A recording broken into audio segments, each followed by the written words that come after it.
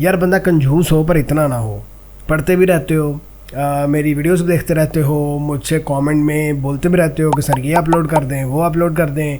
मैं अपलोड कर भी देता हूँ, मैं तुम लोगों की बात मान भी लेता हूँ, तुम लोग जो कहते हो मैं पोस्ट भी कर देता हूँ, बता भी देता हूँ। लेकिन मजाल है भाई कि कोई वीडियो लाइक ही कर दे। वीडियो पे 30 40 100 व्यूज़ हो जाते हैं, लेकिन एक भी लाइक नहीं होता। भाई लाइक करने के कितने पैसे लगते हैं? मुझे लास्ट टाइम जहाँ तक याद है कि लाइक करना फ्री होता है यूट्यूब पे, तो भाई वीडियो लाइक कर दिया करो। Hello students and welcome to another lecture of law with Ali. आज का जो हमारा लेक्चर है, हम फ्रस्ट्रेशन की बात करने लगे हैं। ये वो वाली फ्रस्ट्रेशन नहीं है जो अभी मैं थोड़ी देर पहले शो कर रहा था कि वीडियो लाइक नहीं करते आप लोग। ये कॉन्ट्रैक्ट की फ्रस्ट्रेशन है। जिस तरह इंसान फ्रस्ट्रेट होता है, ये वो चीज़ नहीं है, ये कॉन्ट्रैक्ट फ्रस्ट्रेट हो रहा है।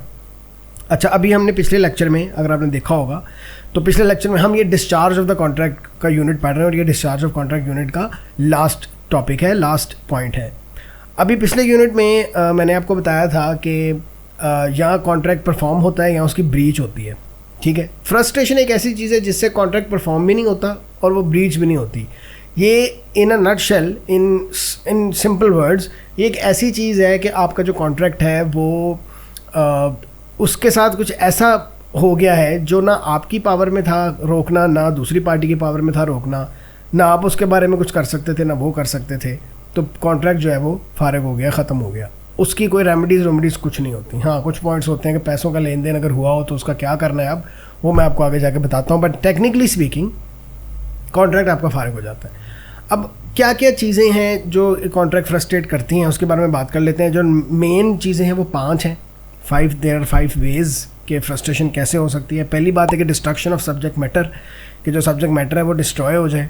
Second is contract becomes illegal to perform, कि जो कॉन्ट्रैक्ट आपने किया है वो परफॉर्म होना ही इलीगल हो जाए, तो फिर उसका फ़ायदा कोई नहीं। थर्ड है कि गवर्नमेंट और लोकल अथॉरिटी इंटरवेंशन, कि गवर्नमेंट या लोकल अथॉरिटी इंटरवीन करे और आपको कॉन्ट्रैक्ट करने से रोक दे। फोर्थ है कि कमर्शियल पर्पस उस चीज़ का डिस्ट्रॉय हो जाए, जिस चीज़ का आप कॉन्ट्रैक्ट कर रहे हो उसका कमर्शियल पर्पस ही नहीं रहा, वो डिस्ट्रॉय हो गया। And fifth and last is death and non availability, या डेथ या नॉन अवेलेबिलिटी की वजह से कॉन्ट्रैक्ट ख़त्म हो सकता है, फ्रस्ट्रेट हो सकता है कि दोनों चीज़ें रही नहीं। मतलब जो पार्टी है वो, उनमें से कोई एक बंदा मर गया तो अब देयर इज़ नो पॉइंट कि कॉन्ट्रैक्ट जारी रखा जाए। अब बारी बारी इन सारे पॉइंट्स को डिटेल में देख लेते हैं। सबसे पहले destruction of the subject matter को देख लेते हैं कि जब सब्जेक्ट मैटर एक्चुअली डिस्ट्रॉय हो जाता है ना, तो जो कॉन्ट्रैक्ट है वो इम्पॉसिबल टू परफॉर्म हो जाता है। और डिस्ट्रक्शन ऐसे हुई है इस चीज़ की कि वो आपके कंट्रोल में भी नहीं थी और वो दूसरी पार्टी के कंट्रोल में भी नहीं थी। इसमें टेलर वर्सेस कार्डवेल का केस भी है, जिसमें एक हॉल बुक कराया जाता है 4 डेज़ के लिए, किसी इवेंट के लिए, at the cost of $100 per day. लेकिन वो कॉन्ट्रैक्ट जब होता है उसके थोड़े अरसे बाद जो है वो हॉल को आग लग जाती है। अब सिंस हॉल ही जल गया है तो contract becomes impossible to perform. जारी बात है, जले हुए हॉल के अंदर तो नहीं वो इवेंट होगा, तो वो कॉन्ट्रैक्ट जो है फारिग हो गया, ख़त्म हो गया। मतलब इसमें कोई ब्रीच नहीं हुई, परफॉर्मेंस भी नहीं हुई, कॉन्ट्रैक्ट फ्रस्ट्रेट हो गया। सुपरवीनिंग इलीगैलिटी, जो सेकंड पार्ट मैंने आपको बताया था कि contract becomes illegal to perform, इसका मतलब एवरी वर्सेस बॉर्डन में भी इसकी एक एग्जाम्पल मिलती है, when contract becomes illegal to perform. Avery versus Bowden में आपको याद होगा, पिछले लेक्चर में हमने पढ़ा था, ब्रीच वाले में हमने शायद पढ़ा था, या परफॉर्मेंस वाले में पढ़ा था। एवरी वर्सेस बॉर्डन में कि जिसमें एक शिप होती है जो जिसका कॉन्ट्रैक्ट होता है, इंपोर्ट एक्सपोर्ट का काम चल रहा होता है, तो वॉर की वजह से उस मुल्क, पर्टिकुलर मुल्क के साथ जो इंपोर्ट एक्सपोर्ट है वो बैन हो जाती है, इलीगल हो जाती है, अब कर ही नहीं सकते। तो बस फिर कॉन्ट्रैक्ट भी फ्रस्ट्रेट हो गया, कॉन्ट्रैक्ट का भी कोई फ़ायदा नहीं है। जब वो चीज़ ही इलीगल हो गई है, वो कर ही नहीं सकते आप, तो फिर फारिग हो गया काम। उसके बाद अगर गवर्नमेंट या लोकल अथॉरिटी इंटरवीन कर दे, इसमें metropolitan water board versus decker का केस है, उस केस के अंदर गवर्नमेंट ने इंटरवीन कर दिया था कि जितने भी मटेरियल हैं, क्योंकि उस टाइम 1918 में भी वॉर थी, तो गवर्नमेंट ने कह दिया था कि जितने भी मटेरियल्स हैं, जिसका भी कोई कॉन्ट्रैक्ट कर रहा है वो कॉन्ट्रैक्ट सब ख़त्म कर दें, सीज़ कर दें, हॉल्ट कर लें, क्योंकि वॉर हो रही है और वॉर में हमें मटेरियल की ज़रूरत पड़ सकती है, आर्मी को मटेरियल की ज़रूरत पड़ सकती है, तो ये कॉन्ट्रैक्ट नहीं हो सकते सारे।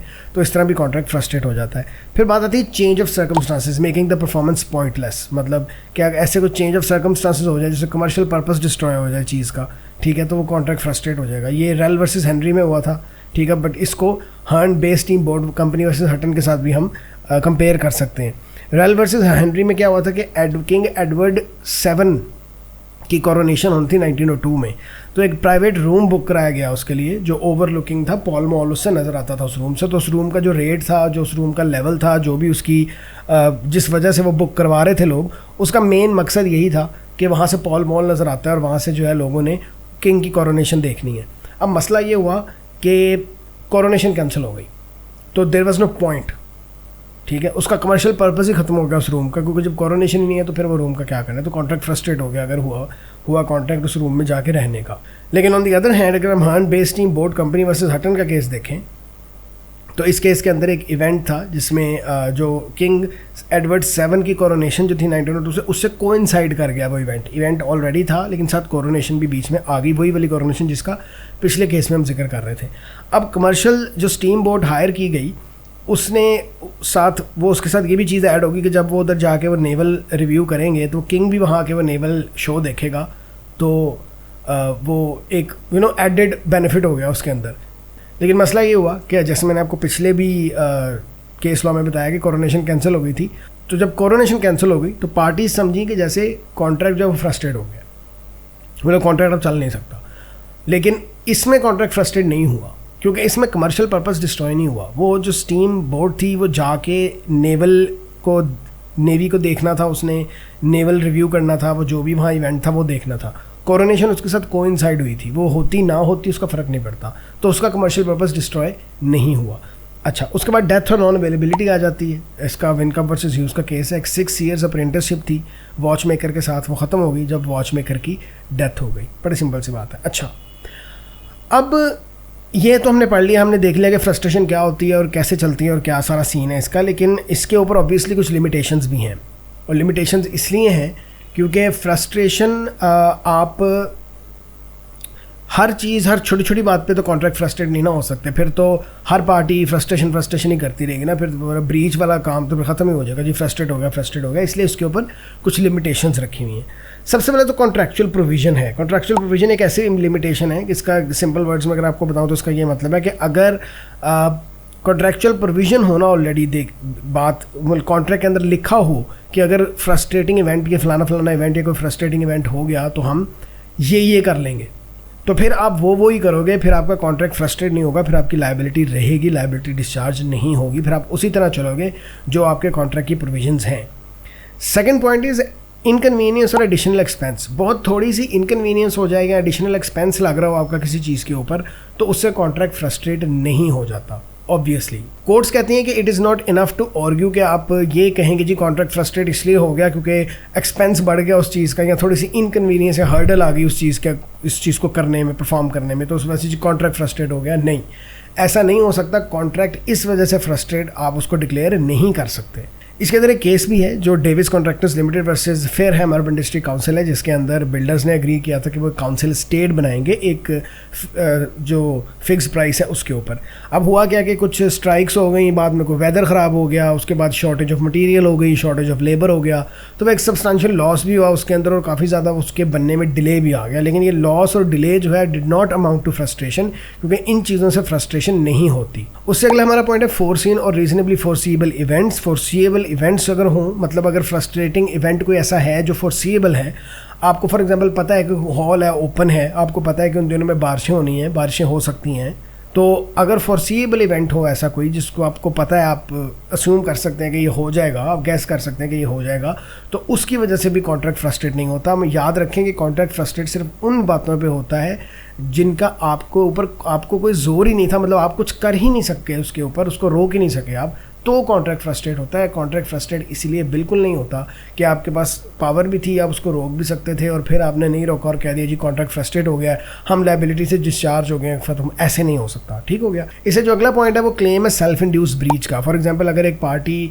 कह रही है कि कॉन्ट्रैक्ट फ्रस्ट्रेट हो गया है और दूसरी पार्टी ये कह रही है, क्लेम कर रही है कि नहीं ये एक सेल्फ इंड्यूस ब्रीच है, ये इन्होंने खुद ब्रीच किया कॉन्ट्रैक्ट, ये फ्रस्ट्रेट नहीं हुआ, ये जो भी हरकत हुई है ये इन्होंने खुद की है, तो फिर ऐसी हरकत पे मसला ये है कि जो ओनर्स ऑफ प्रूफ है, जो बर्डन ऑफ प्रूफ है, वो उस पार्टी पे होगा जो क्लेम कर रही होगी कि फलाने बंदे ने जनाब सेल्फ इंड्यूस ब्रीच की है, तो उसके हिसाब से फिर देखा जाएगा कि प्रूव होता है कि नहीं होता। अच्छा, अब effect of frustration with common law क्या चीज़ है, मतलब फ्रस्ट्रेट अगर हो जाएगा तो अब फिर उसके बाद क्या होगा, व्हाट हैपन्स नेक्स्ट। अब जो कॉमन लॉ के रूल्स थे ना फ्रस्ट्रेशन के ऊपर, वो बहुत अजीब थे, बहुत अनजस्ट किस्म के थे, इसलिए बाद में स्टैट्यूट भी आ गया था। कॉमन लॉ के मैं रूल्स पहले आपको बता दूँ। कॉमन लॉ कहता था कि जो मनी है, मतलब कॉन्ट्रैक्ट अगर फ्रस्ट्रेट हो जाए तो जो पैसे हैं जो फ्रस्ट्रेट इवेंट होने से पहले दिए हुए हैं आपने, वो आप वापस नहीं ले सकते, this is not logical.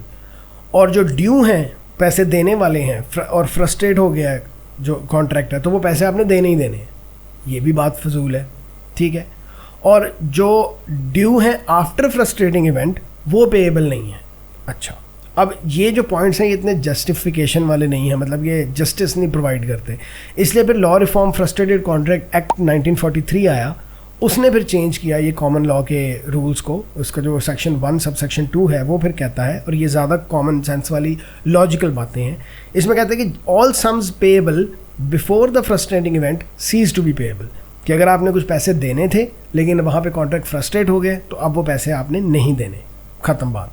Second point इसका कहता है कि all sums paid before the frustration are recoverable now, मतलब कि आपने पहले एडवांस दिया हुआ था और वो कॉन्ट्रैक्ट फ्रस्ट्रेट हो गया तो फिर वो आप वापस लेंगे अपना एडवांस, ठीक हो गया, वो रिकवरेबल है। थर्ड पॉइंट ये कहता है कि ये डिस्क्रेशनरी पावर है, एक पार्टी को अलाउ करती है जिन्होंने पैसे आपके वापस करने हैं, कि वो अगर कोई खर्चा हो चुका हुआ है उसको काट के आपके पैसे वापस करें। फॉर एग्जांपल, उन्होंने आपसे एडवांस भी लिया था और उस एडवांस में से कुछ पैसे ऐसे भी थे जिसमें से उन्होंने कुछ चीज़ें ख़रीद के आपको देनी थी और वो चीज़ें भी वहाँ पड़ी हुई थी, लेकिन वो भी ख़राब हो गई या ख़त्म हो गई, जल गया कुछ या ख़त्म, जैसे भी फ्रस्ट्रेट हुआ कॉन्ट्रैक्ट, तो वो उसके पैसे काट के आपको वापस मिलते हैं। आपको जो सिर्फ एडवांस दिया होता है जिसके बदले आपको कुछ मिला नहीं होता, वो सिर्फ पैसे आपके रिकवर होते हैं, ठीक हो गया। पैसे काट तो वो सकते हैं, मतलब अगर कोई चीज़ खरीदी, लेकिन बात ये है कि वो प्रूफ भी करना है। आप ऐसे ही नहीं कह सकते कि जी हमने ये इधर भी खर्चा कर दिया था उधर भी खर्चा कर दिया था तो हम तो पैसे वापस नहीं कर सकते क्योंकि वो खर्चा हो गया, ऐसे नहीं है।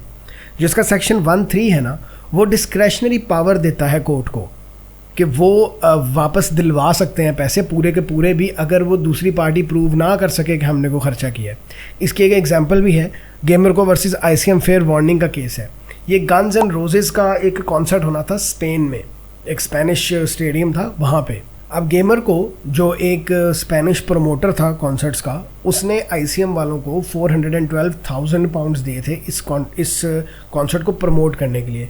अब कॉन्सर्ट से कुछ दिनों पहले जो स्पेनिश गवर्नमेंट थी उसने कहा कि ये जो स्टेडियम है ना ये अनसेफ है, ये आप यहाँ कॉन्सर्ट नहीं कर सकते। उन्होंने उनसे लाइसेंस ले लिया कि नहीं आप यहाँ कॉन्सर्ट नहीं हो सकता, this is an unsafe place, यहाँ कुछ हो सकता है, कोई अटैक हो सकता है, what ever the reason was. अच्छा, अब इसकी वजह से क्या हुआ, 412,000 पाउंड्स जो दिए हुए थे, उन्होंने कहा कि जी क्योंकि कॉन्ट्रैक्ट ये फ्रस्ट्रेट हो गया, क्योंकि टेक्निकली अगर आप देखें तो ये एक अनफोर्सीबल चीज़ थी और ये इम्पॉसिबल टू परफॉर्म में आ जाता है। अब कॉन्ट्रैक्ट भी फ्रस्ट्रेट तो हो गया है, तो वो ICM वालों ने कहा कि जी हमने 400,000 पाउंड्स जो हैं वो लगा दिए हैं इसकी प्रमोशन पे, ऑलरेडी 412,000 पाउंड्स मिले हुए थे, लेकिन सिंस वो प्रूव नहीं कर सके कोर्ट में, और कोर्ट ने खुद भी कहा, और सेक्शन 1(3) जिसकी अभी मैं बात कर रहा हूँ उसके अकॉर्डिंग कोर्ट के पास डिस्क्रेशन है कि वो डिस्क्रेशनरी पावर यूज़ करके पूरे पैसे भी वापस करवा सकती है। तो कोर्ट ने गेमर को पूरे का पूरा 412,000 पाउंड्स वापस करवा दिया था। क्यों?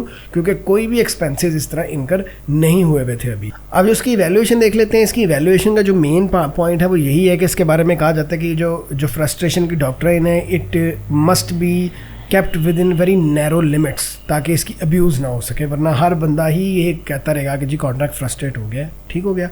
और इसीलिए इसको on the basis of inconvenience, increase in expense या लॉस ऑफ प्रॉफिट के ऊपर ये नहीं इसको अप्लाई किया जाता। ये बहुत ही जो अनफोर्सीन सर्कमस्टांसेस होती हैं उनके ऊपर अप्लाई किया जाता है, ठीक हो गया। और फिर कॉन्ट्रैक्ट के बाद होता क्या है फ्रस्ट्रेशन के बाद, इसलिए इसके लिए भी स्टैट्यूट बनाया गया, जिसकी अभी मैंने आपको सेक्शन 1(3) का भी बताया और दूसरे पॉइंट्स का भी बताया कि अगर एक्सप्रेस प्रोविजन कॉन्ट्रैक्ट में ना हो कि फ्रस्ट्रेशन के बाद क्या होगा, तो फिर उसको स्टैट्यूट डील करता है। अगर स्टैट्यूट डील नहीं करवाना चाहते आप स्टैट्यूट से डील, तो फिर आपको कॉन्ट्रैक्ट में वो प्रोविजन लिखनी है कि इन केस ऑफ फ्रस्ट्रेशन हम ये करेंगे, ठीक हो गया। तो इसके साथ ही हमारा जो है ये फ्रस्ट्रेशन का टॉपिक भी ख़त्म हो जाता है और हमारा ये दूसरा यूनिट भी ख़त्म हो जाता है। तीसरा यूनिट है ये। तो हमारे अब 3 यूनिट्स जो हैं वो कॉन्ट्रैक्ट के ख़त्म हो चुके हैं, यूनिट 1, यूनिट 2 और यूनिट 3। यूनिट 1 जो था वो कॉन्ट्रैक्ट की एसेंशियल्स थी, उसमें होता क्या है, offer, acceptance, capacity, consideration, intention. Unit 2 जो था वो टर्म्स ऑफ कॉन्ट्रैक्ट का था और यूनिट 3 जो था वो डिस्चार्ज ऑफ कॉन्ट्रैक्ट का। अब हमारा 4th एंड लास्ट यूनिट रह गया है, remedies for breach of contract. अगर अभी तक देख रहे हो वीडियो और अगर समझ आई है, लेक्चर पसंद है, तो वीडियो को लाइक कर दो। अगर नहीं सब्सक्राइब किया हुआ चैनल को सब्सक्राइब भी कर दो। तो I will see you in the next video. Bye bye.